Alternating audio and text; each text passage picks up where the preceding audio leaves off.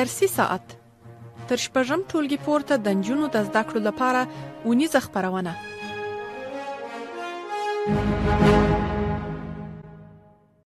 اعوذ بالله من الشیطان الرجیم. بسم الله الرحمن الرحیم. سلام علیکم و احترامات مې قبول کړئ. قدرمنو او ګلالي زده کوونکو، زه برېښنا غفار یو ځل بیا هم تاسو ټولو ته ښه راغلاست وایم. د 11 ټولګي جغرافیه مضمون 15 لوست ده. هیله ده چې تاسو ټول قدرمن او ګلالي زده کوونکي به راته روغ جوړ او صحتمند واوسېږئ او د صحت جامې به مو په تن. خوږو زده کوونکو، مخکې له دې نه چې زه ستاسو د نن ورځې نوی لوست پیل کړم، د تل په څېر تاسو ټولو درنو زده کوونکو څخه یو ځل بیا هم هیله کوم چې مخکې له دې نه ستاسو د نن ورځې نوی لوست پیل شي، تاسو ټول قدرمن زده کوونکي باید له خپلو ځانونو سره د 11 ټولګي جغرافیه مضمون کتابچه او قلمونه ولرئ، تر څو وکولای شئ د نن ورځې د لوست مهم نکات په خپلو کتابچو کې له ځانونو سره نوټ کړئ. قدرمنو او ګلالي زده کوونکو، نن ورځ موږ او ستاسو 15 لوست درسي موضوع چې ده یا هم درسي اهداف مو چې دي په خپله د ډبرو د سکرو اړوند دي. نو هیله ده چې تاسو ټول قدرمن زده کوونکي نن ورځ د لوست د پای پورې راسره ملتیا وکړئ او یو څه معلومات ترلاسه کړئ. خوږو قدرمنو زده کوونکو، اوس هم راګرځو د خپل نوي لوست پر لور باندې. زموږ او ستاسو د نن ورځې په لوست کې لومړنۍ موضوع په نړۍ کې د ډبرو سکرو پېژندنه ده. یعنې په نړۍ کې ډبرو سکاره څه ته ویل کېږي او څه ډوله ډبرو سکاره موږ او تاسو لرو. لکه څرنګه چې قدرمنو زده کوونکو، موږ او تاسو په تېرو لوستونو کې د ډبرو سکرو په هکله معلومات لاسته راوړل، خو یو ځل بیا هم موږ او تاسو لومړی د ډبرو سکاره پېژنو چې د دې د ډبرو سکرو منشا د چی څخه اخیستل شوې ده او څنګه د ډبرو سکاره لاسته راوړل کېږي. موږ ویلی سو چې د ډبرو سکاره منشا چې ده په خپله نباتي منشا لري، چې د ډبرو سکاره د ونو او بوټو د ډبرینې پاتې شونې دي چې د جیولوژیکي دورې له بدلونونو سره یو ځای د خاورو تر رسوباتو او طبقو لاندې شوي دي او د اوږدې مودې په تېرېدو سره د اکسیجن د نشتوالي او د ډیر فشار لوړوالي او د تودوخې له امله څخه د دوی بڼې ته تغییر راغلی دی او د دغو بڼو د تغییر سره د ډبرو سکرو باندې دغه نباتاتو پاتې شونې په ډبرو سکرو باندې تبدیل شوي دي. نو موږ ویلی سو درنو زده کوونکو چې د ډبرو سکاره چې دي په خپله د نړۍ یو له مهمو تولید کوونکو سرچینو له جملو څخه شمیرل کېږي، کوم چې د انسانانو ډیر له پخوا څخه د ډبرو سکرو له انرژي څخه کار اخیسته. خو د ډبرو سکاره چې دي قدرمنو زده کوونکو، زموږ او ستاسو په ژوند کې یو له مهمو سرچینو له جملو څخه شمیرل کېږي چې د دې ارزښت چې دی د ډبرو د سکرو اقتصادي ارزښت د 18مې پېړۍ څخه وروسته کله چې د بړاس انرژي په صنایعو کې رواج شوله او پرمختیا یې پیدا کړله، نو دغه نوره هم پرمختیا یې پیدا کړه او د اوسني عصر په صنعت کې مهم لوی اهمیت یې ځان ته پیدا کړه چې د ډبرو سکاره بېلابېل ډولونه لري چې نن ورځ به موږ تاسو په لوست کې وپېژنو. چې د ډبرو سکرو له جملو څخه درنو زده کوونکو لومړنی ډول چې دی وچ سکاره یا هم د انتریست سکاره په نامه سره یادېږي، چې دغه ډول سکاره چې دي درنو زده کوونکو خپل ځان ته ځانګړي تور یا هم ایره ته ورته رنګ لري چې په سلو کې 80 څخه تر 94 پورې کاربن پکښې کې موجود دي. ډېره تودوخه لري او د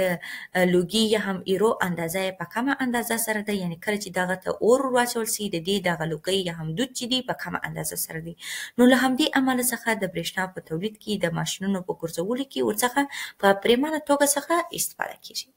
همچنان د دې ترڅنګ درنو زده کوونکو دویم چې دي په خپله دویم ډول یې د قیر د ډبرو سکاره دي، چې د قیر ډبرو سکاره په خپله هم تور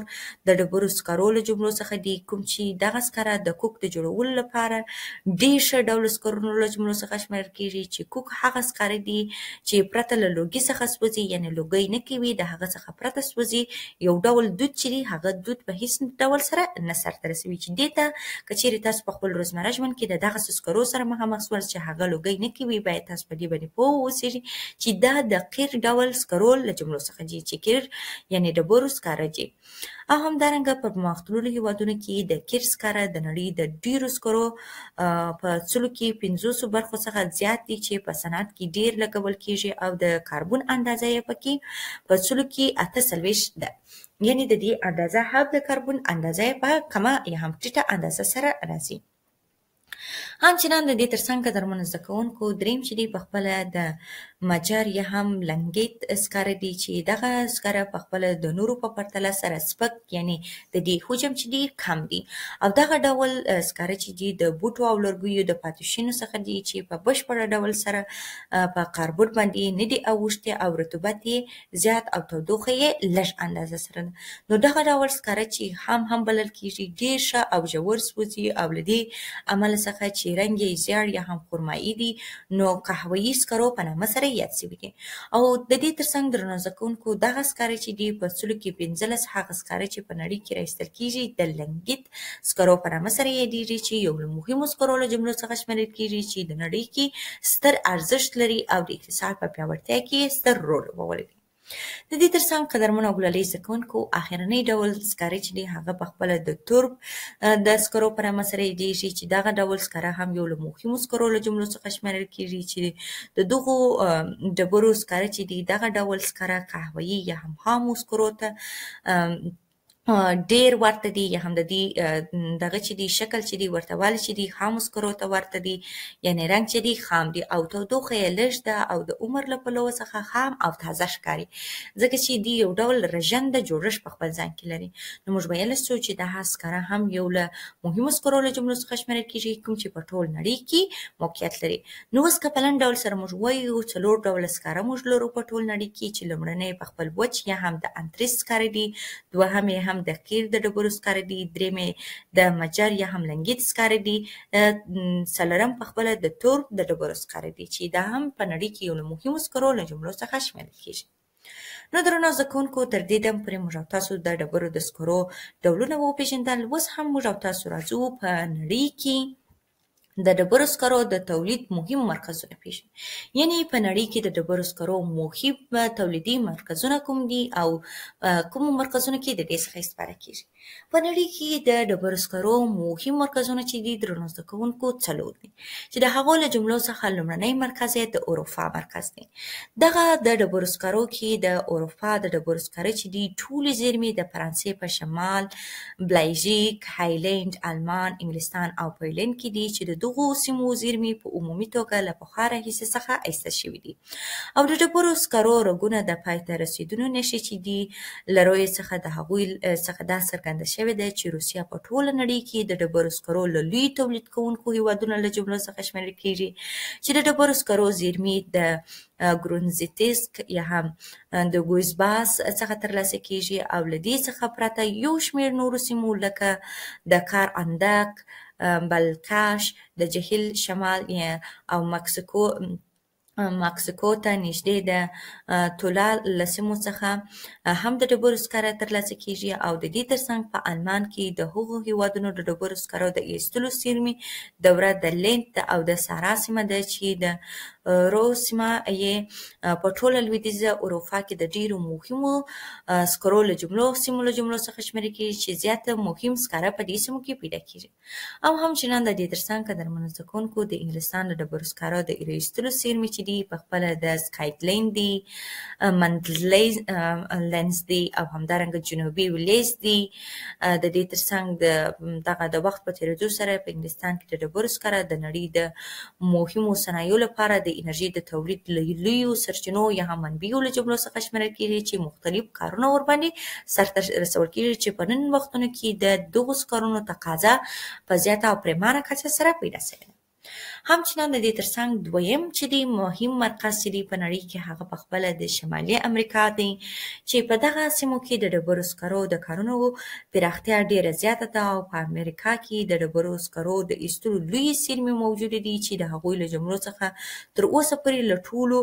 سیمو څخه راایستل شوي سکاره نه دي راایستل شوي، یعنې په پرېمانه توګه سره نه دي راایستل شوي، په ځینو سیمو کې اوس هم شته.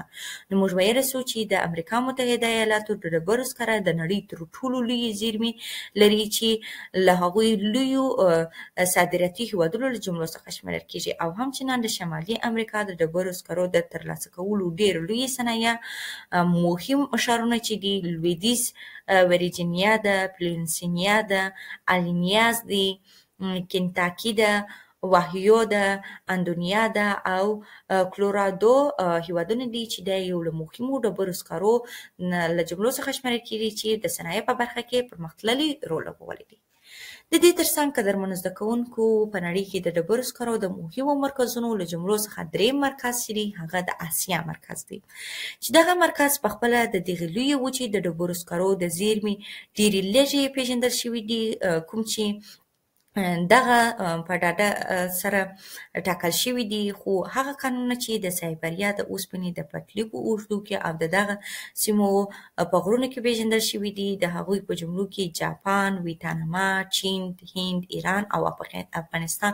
د ډیرو ډبرو سکرو کانونه پکښې کې موجود دي. یعنې دا هغه مهم هېوادونه دي په اسیا لویه وچه کې کوم چې د ډبرو سکرو مهم کانونه پکښې کې موجود دي، چې په اوسني وخت کې یعنې چین چې دی په اوسني وخت کې د ډبرو سکرو د ایستلو ډېر لویه سیمه ده چې د هوانګهو کې څخه نیولې بیا تر د منچوریا تر جنوبه پورې دغه ډول کانونه پکښې کې ایستل کېږي. جاپان هم یو څه اندازه د ډبرو اسکاره لري چې د اوسپنې د ویلې کېدلو په کارخانو کې ورڅخه استفاده کېږي، او هم چینان، هند، ایران او افغانستان هم یو له مهمو ډبرو سکرو د رایستلو له جملو څخه شمیرل کېږي چې زیاته په پرېمانه توګه سره ترې استفاده کېږي. اوس هم درنو زده کوونکو څلورمه برخه لولو چې څلورمه برخه کې د نړۍ د مهمو ډبرو سکرو له مرکزونو له جملو څخه په خپله په جنوبي نیمه کره کې د ډبرو سکرو سرچینې وي. که چیرې موږ او تاسو ووایو درنو زده کوونکو د جنوبي نیمې کرې د ډبرو سکرو کانونه د شمالي نیمې کرې سره که چیرې موږ او تاسو د یو د بل سره مقایسه کړو، نو په جنوبي نیمه کره کې دغه سرچینې لږ دي، داسې چې د جنوبي ټولې نیمې کرې د ډبرو سکرو کانونه د نړۍ د رایستل شوو ډبرو سکرو په 50 برخې جوړوي. نو د دغو سکرو مهمه برخه په استرالیا کې موجوده ده، همدارنګه د دې ترڅنګ د افریقا په جنوب ختیځه کې او په جنوبي امریکا کې په تېره بیا په چیلي کې د ډبرو سکاره پیژندل شوي دي چې مهم ارزښت لري، او د لومړنۍ نړیوالې جګړې څخه مخکې د ډبرو سکرو مهم صادروونکي هېوادونو له جملو څخه آلمان، انګلستان وو، خو وروسته تر هغه بیا د ډبرو سکرو د صادرولو په بازارونو کې بدلون او انقلابونه رامنځته راغلله، او دوی حالت کې بدلون منځته راغلی چې یو شمېر دا یې ښکاره کړې ده چې لوی تولید کوونکي او اساس د ډبرو سکاره ځان تولید کړي او صادرولو ته یې دویمه درجه اهمیت ورکړی دی، چې